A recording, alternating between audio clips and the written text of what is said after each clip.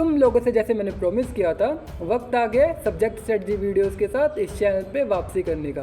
पहले शुरुआत कर रहा हूँ बिजनेस लॉ की सब्जेक्ट स्ट्रेटजी और सीए फाउंडेशन जनवरी 2025 अटेम्प्ट। एक बात बताऊँ, बिजनेस लॉ इकलौता ऐसा सब्जेक्ट जिसके अंदर इतने सेक्शन, इतने सबसेक्शन, इतने प्रोविज़न, इतने केस लॉस याद ही नहीं हो रहे भैया। 2 महीने से भी कम का समय बचा है जब फाउंडेशन की एग्ज़ाम्स आ जाएंगे और हमने अभी तक अपना सिलेबस भी कंप्लीट नहीं किया। ये सारे सवाल, ये सारे जवाब यहीं ढूंढते ढूंढते इस वीडियो तक अगर आप पहुँचे हो तो बता दूँ, सही जगह आए हो। आज इस वीडियो के जरिए मैं एक डिटेल ओवरव्यू देने वाला हूँ, एक स्ट्रेटजी कह सकते हो जिसको तुम अभी इस बचे हुए समय में क्या करना है जिससे बिजनेस लॉ के केस लॉज याद हो जाएं, जिससे बिजनेस लॉ में जो तुम लोगों को डर लग रहा है वो डर बिल्कुल भी ख़त्म हो जाए। वीडियो को एक बार एंड तक देखना, कोई भी पार्ट बिल्कुल भी स्किप मत करना, क्योंकि टाइम कम बचा हुआ तुम्हारे पास। काम की बात करूंगा, तुम्हारा टाइम बिल्कुल वेस्ट नहीं कराऊंगा।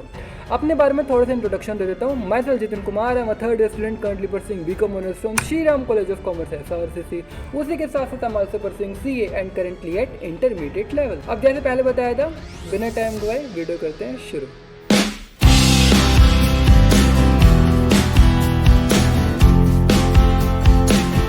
देखो, हम सबसे पहले बात करते हैं वेटेज की। ICAI ने रिसेंटली जब न्यू स्कीम इंट्रोड्यूस करी थी, उसी के साथ साथ ये बता दिया था जो तुम्हारा क्वेश्चन पेपर सेट होगा उस क्वेश्चन पेपर में कितने % क्वेश्चन किस चैप्टर से होंगे। हाँ, हर एक सब्जेक्ट के लिए एक PDF है, मैंने वो PDF नीचे डिस्क्रिप्शन बॉक्स में भी अटैच कर रखी है, बट अभी मैं बात बिजनेस लॉ के लिए करता हूँ। जैसे स्क्रीन पर भी नज़र आ रहा होगा, तुम्हारा इंडियन कॉन्ट्रैक्ट एक्ट जिससे 20 to 30% क्वेश्चन एग्जाम में आएंगे। Sales of goods act 15 to 20%, Indian partnership act 15 to 20%, companies act भी वही 15 to 20%, negotiable instrument act 10 to 15%, LLP 5 to 10% और इंडियन रेगुलेटरी फ्रेमवर्क 0 to 5%, मतलब ना के बराबर मान लो।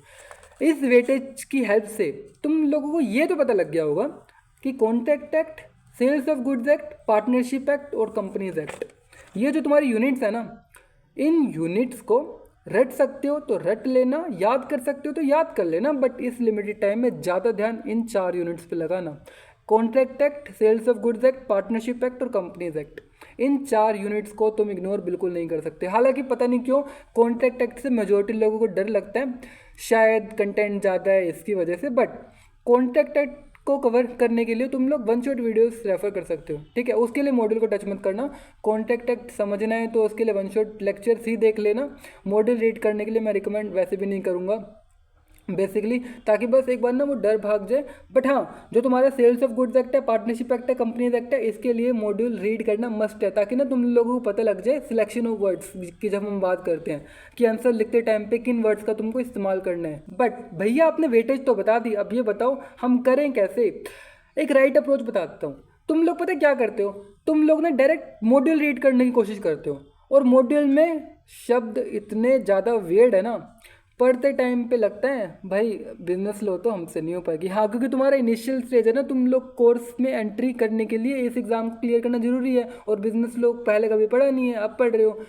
वर्ड्स की वजह से हमें चैप्टर डिफिकल्ट लगने लगता है। ये सबके साथ होगा, जहाँ वर्ड डिफिकल्ट आ गया हमको लगता है भाई हमसे तो हो ही नहीं पाएगा। तुम लोग ना उल्टा करो, किसी भी चैप्टर या फिर किसी भी यूनिट की तुम शुरुआत कर रहे हो, उसके लिए डायरेक्ट वन शॉट वीडियो तुम रेफर करना। पहले वीडियो देखने के बाद हमको समझ आ जाता है, वो भी इजी लैंग्वेज में अपने वर्ड्स के अंदर, कि आखिर उस लॉ में लिखा क्या है, वो लॉ आखिर कहना क्या चाहता है, वो प्रोविजन में आखिर क्या मेंशन है, वो सब क्लोज क्या कहते हैं।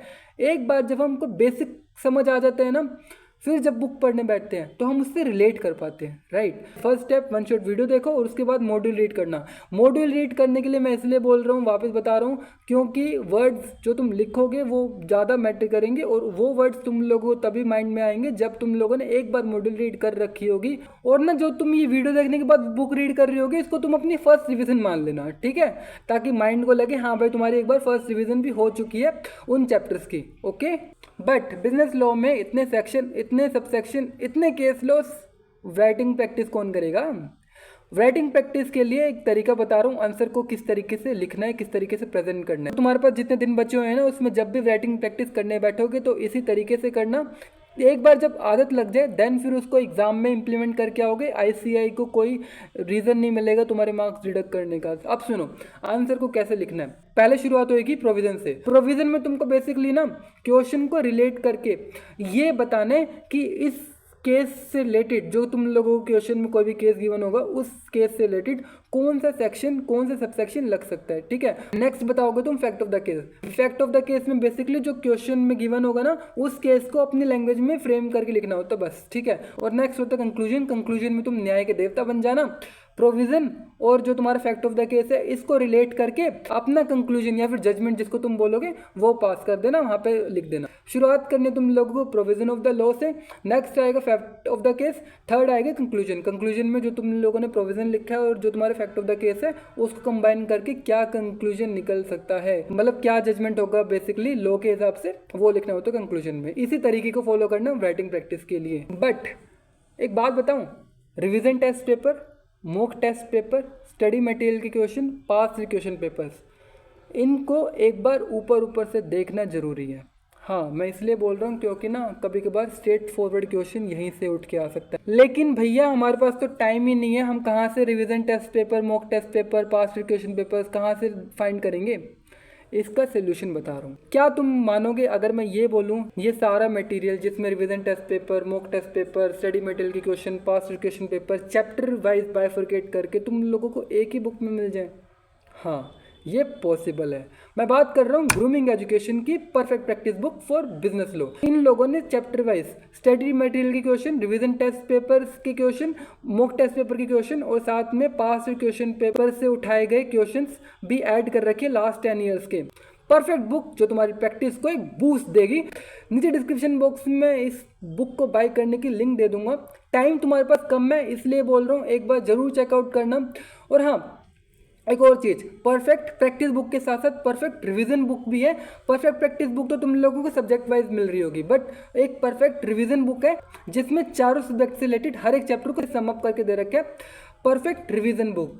तो एक बार ई स्कॉलर की वेबसाइट है, वहाँ पे चेकआउट करना perfect practice books and perfect revision book. जिस सिचुएशन में अभी ठहरे हो ना, नहीं आ पार, यही बुक करवाएगी। देखो इंटरमीडिएट के लिए भी इनकी बुक पर ही मेरे को इतना ट्रस्ट है। भैया हम लोगों से सेक्शन याद नहीं हो रहा, क्या सेक्शन याद करना रटना जरूरी है? मतलब जो लिखा होता है सेक्शन 1, सेक्शन 2, सेक्शन 3, सेक्शन 16, 48, हम लोग पता नहीं क्यों भूले जा रहे हैं कि कौन सा प्रोविजन किस सेक्शन का था। अब ये बताओ क्या सेक्शन रटना जरूरी है, कंपलसरी है या नहीं? एक बात बताऊं, जो मैंने तुम लोगों को लिखने का तरीका बताया था ना, प्रोविजन में अगर तुम लोग सेक्शन नहीं लिखोगे तब भी चलेगा। गलत सेक्शन क्योट करने से तो बेटर है तुम लोग प्रोविजन की जब शुरुआत करोगे ना, जब लिखने बैठोगे, तुम लोग ऐसे एक्सप्लेन करना जैसे कि एज पर कंपनीज एक्ट 2013 या फिर as per Indian contract act, और उसके बाद जो प्रोविजन तुमको याद है वो लिख देना। हाँ, गलत सेक्शन क्योट करोगे तो पूरा आंसर जो तुमने लिखा होगा सारा वो कैंसिल कर देगा एग्जामिनर। अगर तुम लोगों को सेक्शन याद नहीं हो पा रहा तो जब प्रोविजन लिखने बैठोगे तो ऐसे लिख देना as per Indian companies act 2013 या फिर as per Indian contract act. मतलब तुम ये बता रहे हो एग्जामिनर को कि ये प्रोविजन इस लॉ से रिलेटेड है।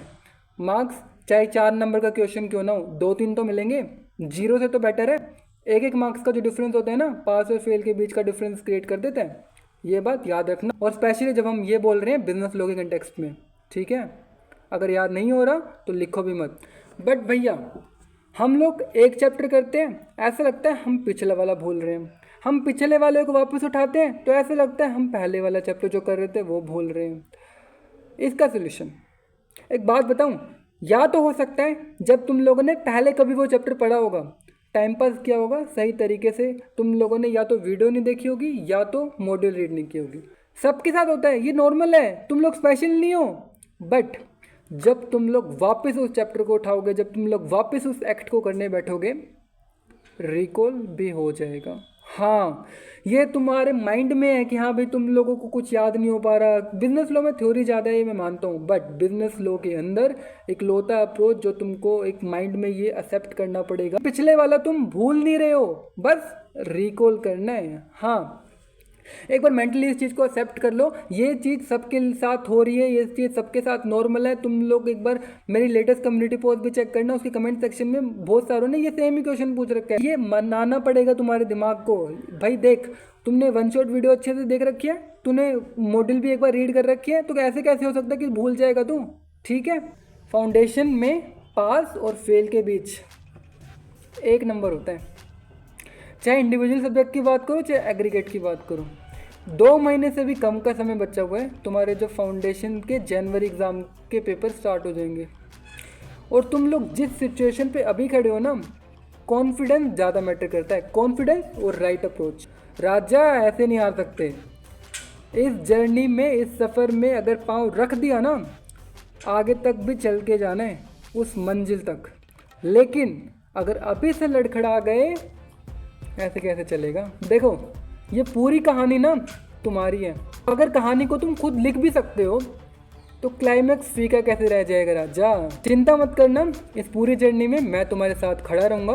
अभी तो मैंने बात करी है बिजनेस लो की। अगर अभी भी कोई डाउट है नीचे कमेंट सेक्शन में मेरे से ज़रूर पूछना। मैथमेटिक्स भी बाकी है, अकाउंटेंसी भी बाकी है, बिजनेस इकोनॉमिक्स भी बाकी है। जैसे कि मैंने प्रॉमिस किया था, सब्जेक्ट स्ट्रेटजी वीडियोस चैनल पे रिलीज करना शुरू करा। फाउंडेशन को तो तुम पास करके रहोगे, बस शिद्दत के साथ जैसा बताऊं, जिस अप्रोच को फॉलो करने को कहूँ वैसा करना, फाउंडेशन भी निकल जाएगा। लेकिन हाँ, टाइम कम बचा है, चैनल को सब्सक्राइब करके बेल आइकन अभी की अभी प्रेस कर दो, ताकि जैसे ही मैं कोई लेटेस्ट वीडियो अपलोड करूँ तुम लोगों के पास नोटिफिकेशन पहुँच जाए। वीडियो तुम देख लो और उसके अकॉर्डिंग फिर तुम अपनी प्रिपरेशन को मॉडिफाई करते रहो टाइम टू टाइम, ठीक है। बट चैनल को सब्सक्राइब करना मस्ट है। अगर मैं अपनी तरफ से इतनी मेहनत कर रहा हूँ, तुम्हारे लिए रेगुलर कंटेंट डालने की भी कोशिश कर रहा हूँ अपने रेगुलर कॉलेज के साथ, थोड़ा सा सपोर्ट तुम लोग भी तो अपनी तरफ से दिखा ही सकते हो। So thank you so much for watching this video. This is Jitin Kumar signing off. फिर मिलते हैं नेक्स्ट मैथमेटिक्स की वीडियो में।